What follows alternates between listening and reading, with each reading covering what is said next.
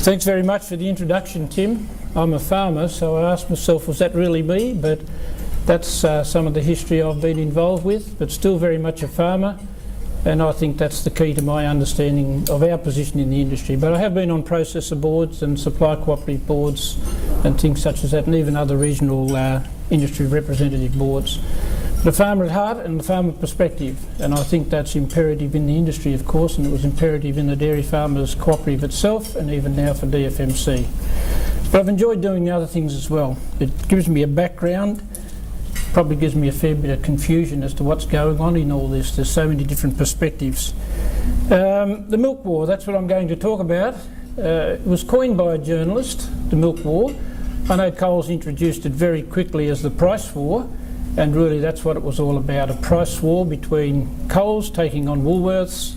I don't know at the end of the day if it was just milk it had much effect on Woolworths, but clearly it's increased the market share and the business performance of Coles, and milk was used as a gimmick, we might say, and I'll explain later why milk is used and why it's exposed to this sort of behaviour. But the milk wars, and wars have casualties, and there's no doubt about it. Coles is still as cocky as hell and unrepentant, but there's certainly been casualties in this, and plenty of people are a bit shy to speak of the casualties because of the power of these large retailers, and that's the way it's been around the world. Yeah, 26th of January last year, I was out on the farm. It was Australia Day. I got a call from a journalist to say, have you heard about Coles' $1 milk and their big publicity campaign? And I said, well, no, I haven't, and it shocks me. And he said, do you want to make a comment? And I said, well, I better collect my thoughts and see how much detail is in this. But I rang another journalist friend of mine and he said, yes, it has happened.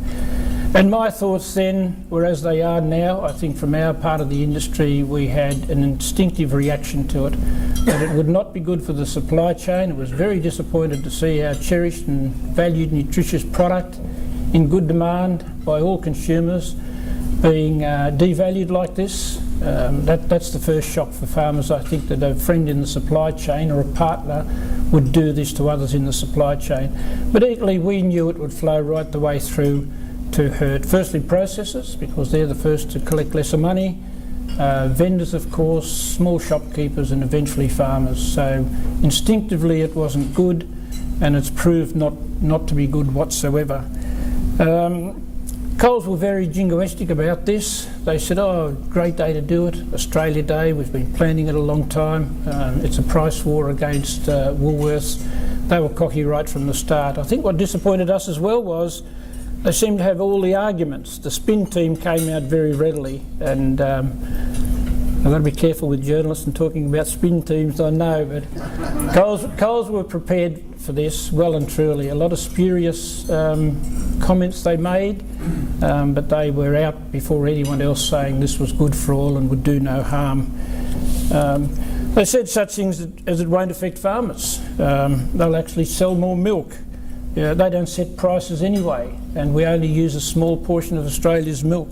Others set the milk prices. They paid the processors more in the last contract, which they did, and it was really a slight increase in wholesale value of a very excuse me, tough product to be marketing in generic milk. So they had the answers. They bashed up the multinationals. They said 3 multinationals in this game, named them all. They're making more money than us. Lion, of course, with Japanese owners, Fonterra from New Zealand, and Parmalat's Paul. So they went at every avenue to say we're the good guys, and we're doing the right thing. And of course, helping the consumers and overcoming consumers' inflationary issues such as higher fuel, interest rates, gas, and all these things. Not taking any consideration, of course, and why would they say so, that the partners down the supply chain were exposed to all these costs as well, and especially dairy, of course, with the terms of trade. I rang Coles. I got on a bloke called Robert Hadler. Greg, was that his name? Yep. I just said, I'm a farmer. I tried to ring a few others. I talked to Robert Hadler. I hope Robert's not here. He's head of their corporate affairs. I said, I'm a farmer. He said, oh, a farmer, a whinging farmer. A whinging farmer. So his immediate cynicism came out, and I said, well, I'll tell you, Robert, while I'm whinging, and I gave him some back, quite frankly, a good earful. He didn't know I was chairman of the Milk Cooperative. He might have been a bit more cautious, but that's how cocky they were about this.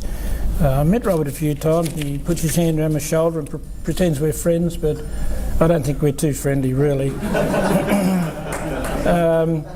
We came out very early publicly to take on the coals issue.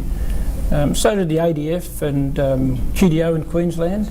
I think the farmers led the charge. It's a fairly emotive issue for farmers. I think we felt we had to, because a lot of other players weren't going to, and clearly the processors would not. In the last inquiry after the Tasmanian milk wars, the processors sort of stayed away and played nice and wouldn't open up to anything. At least they came to the Senate inquiries and said this is hurting, but we realised the farmers would have to do it. We're a bit cautious whether there was industry unity on our comments, whether we were taking on the big boys, whether we might upset our processor partner Lion, because our milk goes from Lion into the Coles brands. How do we really explain to consumers you got to buy the dear stuff? Because the consumers were immediately attracted to $1 milk. We had to work through all those things, and another one was making sure the southern milk industry was on board, because most of the effect would be in the drinking states. But the industry united and still are, and it's still in the news. I mean, vegetables has come and gone and all this sort of stuff, and the milk issue is still in the news. So it's an emotive thing, I think, for the consumer and the public. Milk's political anyway. I don't know why I can say that, but it is. It's always in the news. But it was good for us to take them on. We met with the ACCC, had a good hearing of no avail. I love economics, but I don't always love economists. We talked to Coles. We had a bit of a hearing there. I was a bit disappointed in that, because I felt we gave them a good serve, and all we did was prepare them for the Senate hearing anyway, which they would have prepared for, but all our grievances were put on the table, and after their cocky start they probably wondered why anyone had a grievance, but we did. We met Woolworths really to explain that this is going to hurt the industry. We put a Senate submission into the Senate inquiry and fronted the Senate hearing. So we did our bit to state the cause for our industry, and as I said, I think the dairy farmers were speaking most strongly and openly, even on behalf of the other stakeholders who were going to be hurt by this. And the corner store guys have copped a bit of a hiding. The vendors most certainly did. The processors weren't going to be too publicly noisy. Consumers at the end of the day will pay for this, even though they've got cheap $1 milk at the moment, where the milk will get to all places and fresh milk. So we were prepared to say we'll speak up for the industry position. Yeah, the issue is a complex one.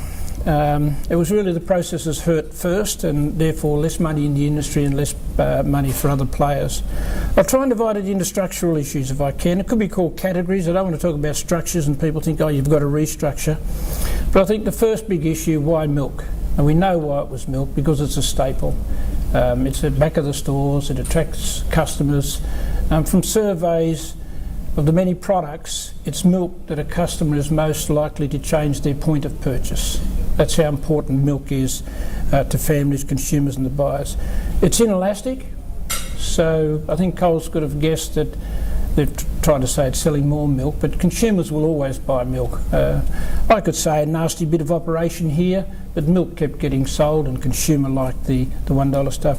Farmers are in hold up as well, and so are processors. It's common in dairying. It's why dairy gets regulated. We don't want to talk about regulation now, because farmers are exposed to this sort of behaviour, because I wouldn't say they're willing sellers, they've got no choice of selling. There's a lot of lead time in dairying. Feed and heifers and cows and all that planning. The milk just turns up in the vat. You can't switch it off. You nearly can't say we'll send less. You can't store it. You need daily transaction. So farmers are really in hold up, and so are the processors, because they were picking it up off the farms every day. They couldn't say we'll show these guys like the beer guys did. We won't send it in. We'll just they're not getting this product if they're going to sell it for that price. It just kept coming through. So that was a real. That's a real, what I'd say, a structural test in this sort of behaviour. We're rather exposed to that, and that's why we rely so strongly